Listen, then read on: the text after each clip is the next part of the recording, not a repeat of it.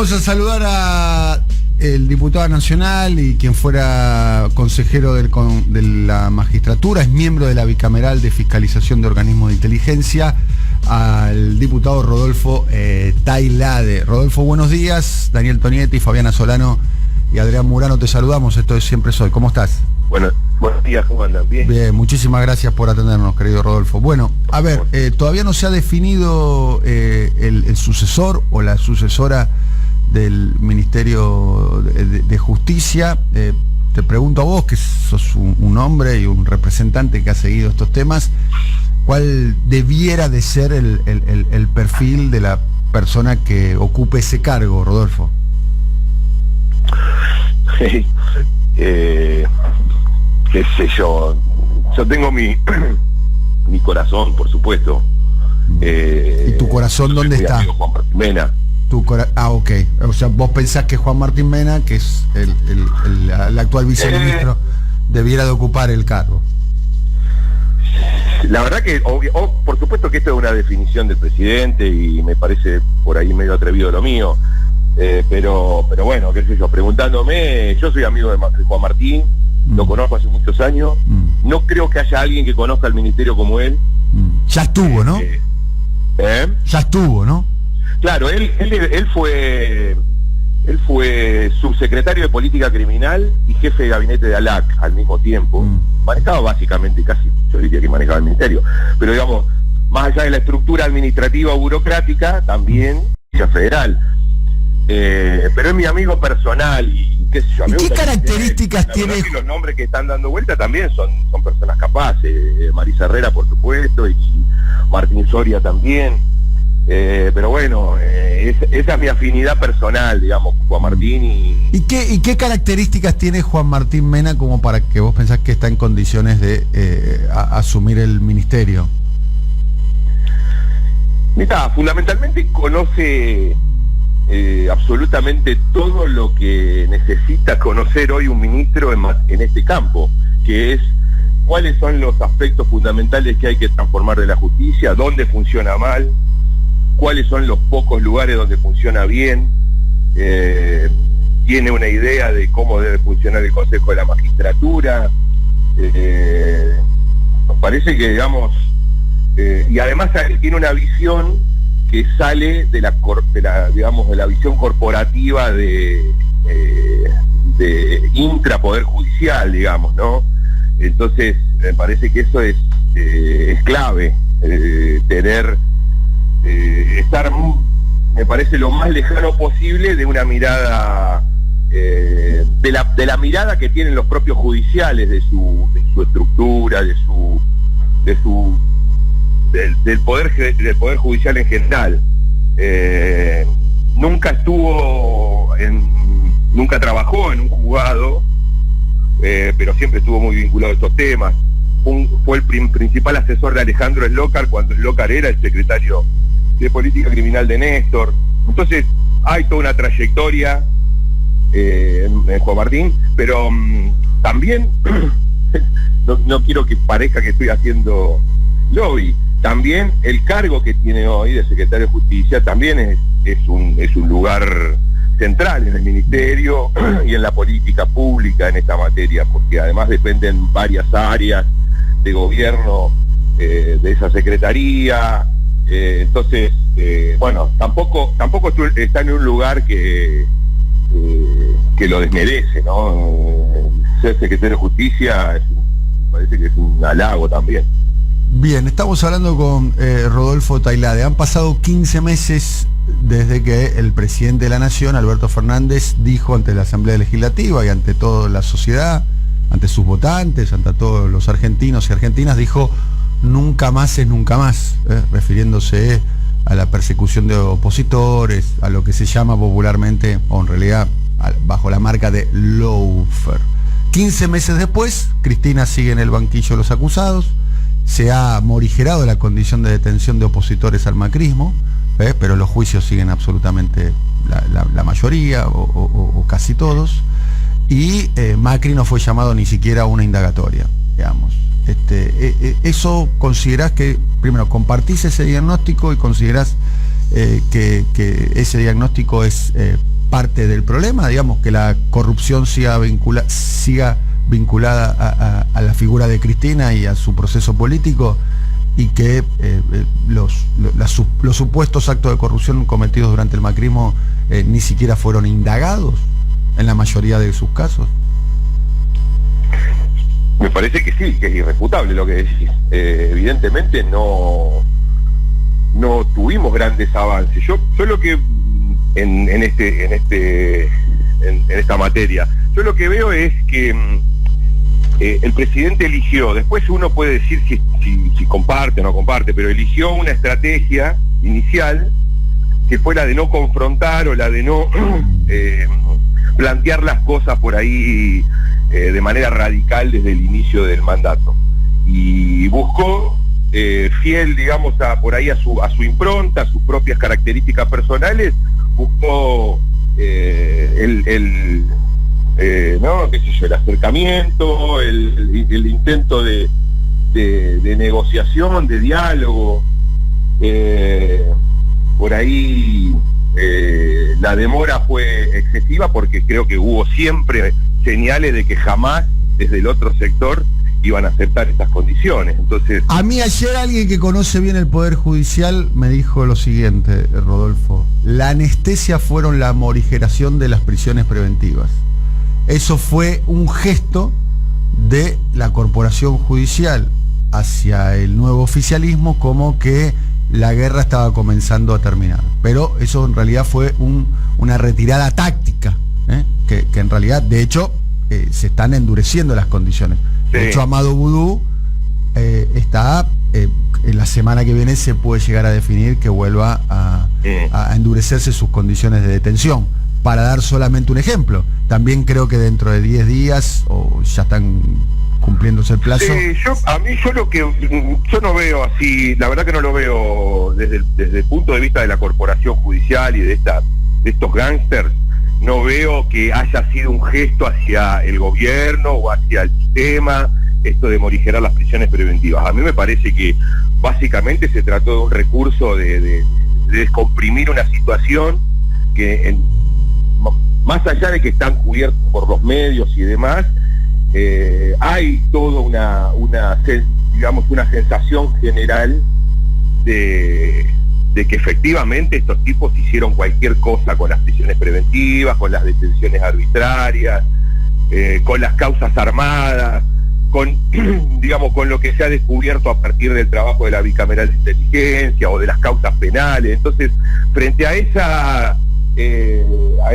escenario, los jueces empezaron a retroceder, pero qué sé yo, entregar algunas conquistas, como era la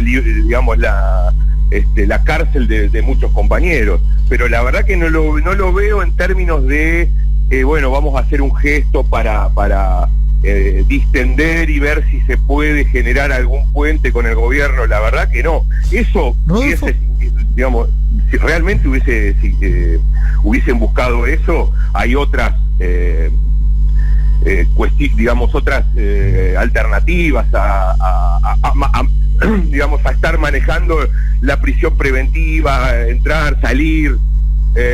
Me parece, acá yo creo que nunca hubo voluntad de parte de estos sectores, nunca hubo voluntad de estos sectores de nada con el gobierno. Fundamentalmente no hubo voluntad porque los que manejan el Poder Judicial son 4 o 5 dispositivos tan intactos y que tienen mucho para perder. Bueno, ahí en relación a eso, la Cámara Federal, la Cámara de Casación, que si bien la Cámara Federal empezó a haber un proceso de cambio, lo cierto es que todavía están Bruglia y Bertuzzi siguen intactos, y por más que tengan los días o tengan, digamos, una fecha de corte, todavía no se sabe cuál va a ser. Entonces, la causa de espionaje se cortó en Marcelo D'Alessio.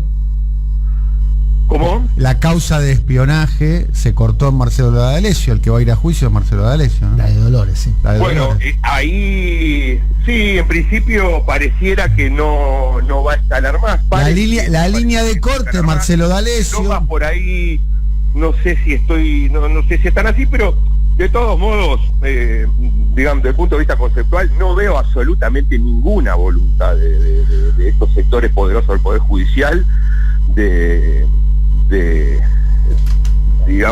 descomprimir la situación o de empezar a hacer realmente, como dijo Cristina, lo que dice la Constitución y la ley. Por eso me parece que esta estrategia que eligió Alberto, digamos, y que significa en definitiva la salida de Marcela Lozardo, que es un poco el final de esa estrategia, es frente a la evidencia, digamos, incontrastable de que no van a dejar de hacer la guerra. ¿A qué estrategia puntualmente te referías? ¿Al acuerdismo, digamos? ¿A tender puentes? Digamos, por ahí, claro. A ver, una estrategia que qué sé yo, es bastante conocido, ¿no? Esta idea de que las cosas había que hacerlas rápido, o por lo menos hay algunos que piensan que había que hacerlas rápido, sobre todo el tema Corte Suprema. Yo digamos, en esto, qué sé yo, hay que ver un poquito también la tradición, la historia, ¿no? Me parece que era muy difícil de pensar una convivencia de una corte, por más que Alberto le quiso dar legitimidad en su momento durante la campaña a los 5 miembros de la corte. Acuérdense que dijo, no estoy de acuerdo en ampliarla. No, y habló y dijo que era muy prestigiosa, habló del prestigio de los integrantes de la Corte. De hecho, en su discurso, Rodolfo, en su discurso del 1 de marzo se esperaba algún anuncio en relación al tema de la Corte, salvo la alusión al artículo 280, al artículo que le da discrecionalidad de selección de temas, y la posible creación de un tribunal intermedio. No hubo una referencia explícita a una modificación del número o de componentes de la Corte. Cuando vos preguntás sobre esto en el gobierno, no sé si te habrá pasado a vos también, lo que te dicen es: no tenemos los números. Te pregunto a vos que estás en diputados, ¿es imposible conseguir los números para modificar la composición de la Corte? Digamos, el número de la Corte se puede modificar con mayoría simple. Ahora, la composición requiere de los 2 tercios. ¿Es imposible conseguir los 2 tercios? Porque Macri los consiguió para nombrar jueces de la Corte. No, por supuesto que no, nada es imposible, pero me parece que es un escenario bastante complejo. Nosotros estamos hace 6 meses con 2 proyectos en diputados, con media sanción del Senado, que no hay forma de que se destraben, porque evidentemente hay un pavor en ciertos sectores de la oposición a este tema en particular, a la justicia, al plan de impunidad de Cristina y a las tapas de Clarín y vaya a saber qué. En cambio, qué sé yo, cuando Clarín puso que el cambio de fórmula previsional que impulsamos era un ajuste brutal contra los jubilados, y lo puso en tapa y escrachó a los diputados que son, digamos, de la oposición, pero que acompañaban el proyecto, ahí no hubo, digamos, por ahí este miedo, este terror que le tienen a los diarios, sobre todo a Clarín. Pero evidentemente en el caso justicia, poder judicial, reformas judiciales, eso no se puede vencer de momento, es lo que veo. Entonces, en general, cualquier proyecto vinculado a esto vamos a tener dificultades. Ahora, me parece más sencillo, de todos modos, nosotros creo que se puede conseguir, las mayorías, por supuesto la mayoría simple para aprobar un cambio de composición de la Corte, me parece que es absolutamente factible. Después, por supuesto, los 2 tercios son más difíciles. Ahora, si uno lleva el número de miembros de la Corte, que también es un tema que hay que analizar, porque no vamos a hacer tan... Si lo llevas a 15, tenés una herramienta para negociar con todos con toda la oposición. 9, ponele, qué sé yo. Claro. Porque siguen siendo 5 ellos y aún con la ley en tratamiento te sacan fallos. En cambio, con un tribunal de 15, por más que no esté completo, bueno, no sé si es tan fácil que 5 digan, ¿viste? Vamos para un lado, vamos para el otro. Y ahí abre el juego, es verdad. Entonces hay alguna posibilidad, pero igualmente lo veo complejo, ¿no? A mí me parece, y ¿Pero lo ves complejo por la oposición o porque no hay voluntad para avanzar por ahí? Mira, lo veo complejo porque hay algunos sectores de la oposición. Es decir, Juntos por el Cambio, olvidémonos. Ahí hay una definición que a mí ya me la dijo algún destacado dirigente de Juntos por el Cambio el año pasado.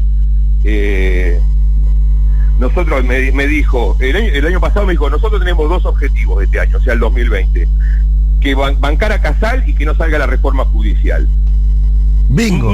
Eso no negociaba. Esa es la línea brutal que nos bajó Macri, así me lo reconoció. Bueno, este año más o menos las cosas van a ser iguales, Juntos por el Cambio, con lo cual hay que avanzar, hay que negociar con los diputados de la frase del diputado a los interbloques. Sí, o sea, a ver, ¿qué surge? Es muy interesante lo que acaba de decir para nosotros, Rodolfo. Está claro que la oposición tiene los objetivos claros y los cumple. Tiene objetivos claros y los cumple, porque los 2 objetivos que se plantearon los cumplieron los 2. Están en una posición. Todavía yo no más fácil, pero es verdad, exactamente. Exactamente. Tiene un objetivo claro y lo cumple. Tuvieron 2 objetivos. Metieron 2 de 2, digamos. Exactamente. Tenemos 2 objetivos, cumplieron los 2. ¿Eso cómo se llama? El año pasado lo cumplieron perfectamente. Perfectamente. Sí. Yo no conozco cuáles son los objetivos con esa claridad. No conozco cuáles son los objetivos del oficialismo. Yo lo escucho a Santiago Cafiero, si querés. ¿Lo escuchaste a Santiago Cafiero cuando estuvo en C5N? Cuando dijo que la justicia debería autodepurarse a sí misma. Sí, en su momento sí lo escuché, sí. Bueno, o sea, el jefe de gabinete dice que se tiene que autodepurar, como si fuera, no sé, un grupo de autoayuda, no sé, claro. como si no fuera un poder del Estado. Sí, no, por supuesto, no, en eso es una mirada. Y después el presidente, 5 días después. Hay evidencias concretas, ¿no? O sea, el propio presidente, como recién decíamos, ¿no? Le intentó darle legitimidad por ejemplo, para un aspecto, intentó darle legitimidad a los 5 miembros de la Corte. Yo creo que eso tuvo tuvo el siguiente sentido: buscar que los miembros de la Corte encabecen un proceso o sea, lideren un proceso de transformación del judicial. Después, si uno puede pensar lo que quiera, digamos, previamente a eso. Ahora, pero esa me parece que era lo que buscaba el presidente, o el entonces candidato a presidente, cuando de alguna manera dijo esto en la campaña. Y la Corte no tiene absolutamente ninguna intención de transformar nada, de liderar nada, al contrario, tiene lo único que quiere es consolidar las cosas como están. Entonces, frente a eso, es imposible que haya un proceso de autodepuración, digamos, si la cabeza del Poder Judicial tiene esta impronta, funciona de esta manera. Entonces, es muy difícil. Ahora, cambiando la Corte, sí, me parece que se pueden generar reacciones positivas en cadena, pero bueno, tampoco por supuesto esto son cuestiones que se concretan de un día para el otro, digamos, ¿no? Pero la verdad que yo creo que es mucho más, me parece más sensato el cambio en la composición de la Corte que por ahí el Tribunal de Arbitrariedades que se está proponiendo. Postuló el Consejo Consultivo, digamos, no me cierra mucho ese tribunal. Yo creo que me parece que uno de los remedios o empezar a transitar otro camino es el de modificar claramente, por supuesto que el funcionamiento y el 280 y esas cosas, todas procesales. Ahora, desde el punto de vista político e institucional, nosotros tenemos que avanzar hacia otra Corte absolutamente distinta. Rodolfo, gracias, un abrazo muy grande. Bueno, un abrazo, Daniel. Gracias por todo. Rodolfo Tailade, diputado nacional, quien fuera consejero de la magistratura y es miembro de la bicameral